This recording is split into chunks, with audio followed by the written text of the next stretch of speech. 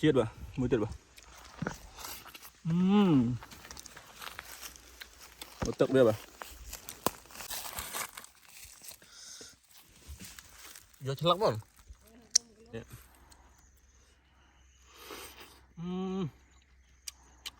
Chết quá bà.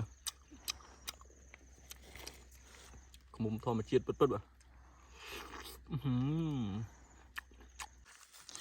Bà là cứ nhóm ba một đó là cái lại không muốn mà vô không muốn mà vọc đâu lửa đào mở đi. Anh ấy đào mở lịch một này. Đào mấy cái lò cô chắc bây giờ xây lò cô hay không muốn được thằng lơ và đi tiết nên mình lạng từ cho mua nhóm đó không đẹp.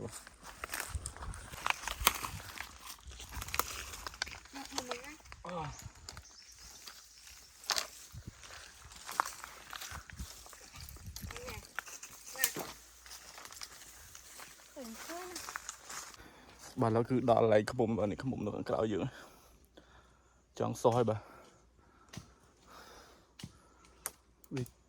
đừng biết ba tật cho mình mười chạy đây thôi mà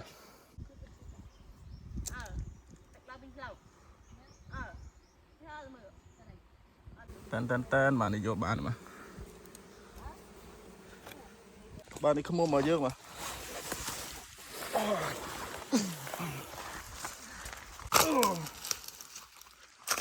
bà này đặt cao mà đi mọi cái đó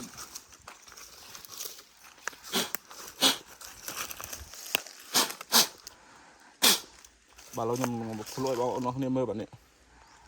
chẳng đang mơ về bài mà chẳng nào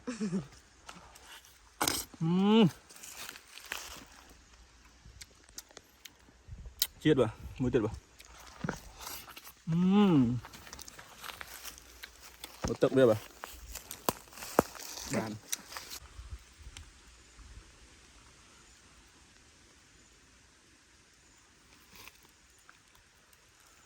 bạn cái gì phật bảo với bà để trắng soi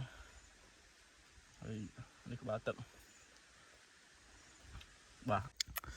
này không mình vào lâu dừng bà ăn đâu bà lạ nè làm bà làm tê mà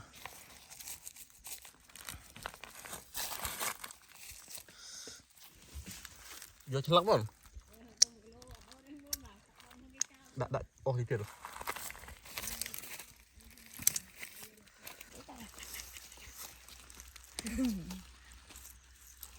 tại dương này đã về ăn bà làm tê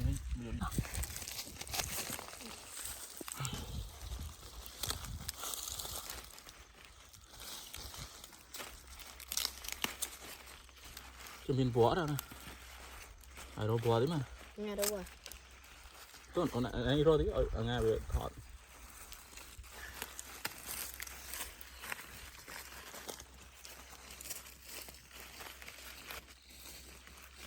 đã phải đi xuất nghiệp rồi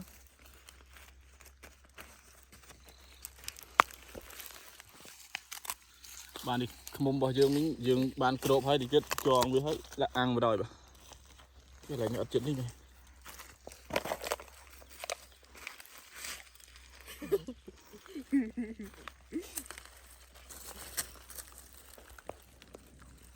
còn mà xem rất lớn chưa rõ chỉ khi các bạn hộp nhìn bài này ngày mới tao nè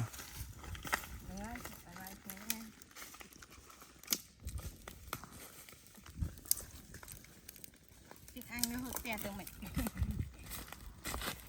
ăn chiết đây làm phải bị chiết tiền này làm phải chiết tiền ăn đây ta ăn vô cái này non rồi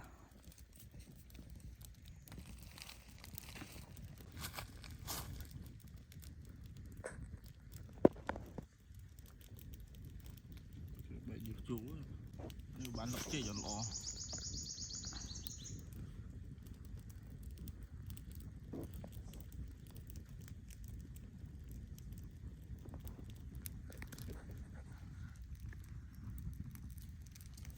về lệ tượng ngoài này chỗ ơi cái đạm với nhá này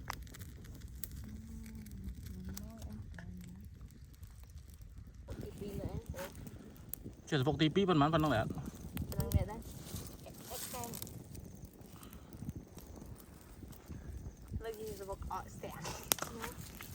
Iya, nah. Ya. Nah, ini mah kayak ini dia ini. Oke tau.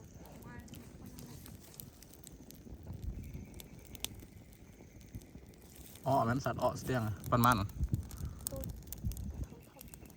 บ้านเราจะอันไหนบ้านเราอย่างมืออุดมืออ่ะเนี่ย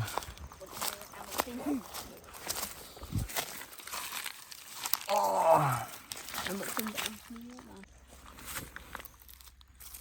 เลยนะđặt camera chết đi không ăn bờm tê vào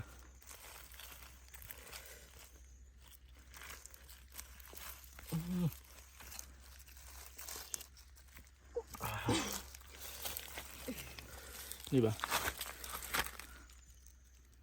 chuối màเรายังโผล่ไอ้บองโอนออกข้างนี้มือจะมามือได้อยู่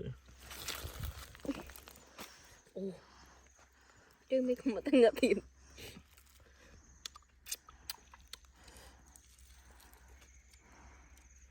นี่วันเนี้ย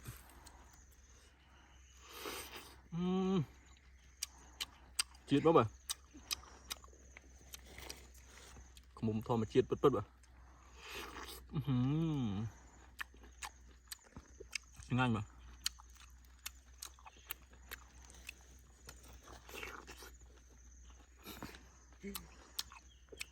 จีดข้าวเหมือนเดิมไอ้แบบ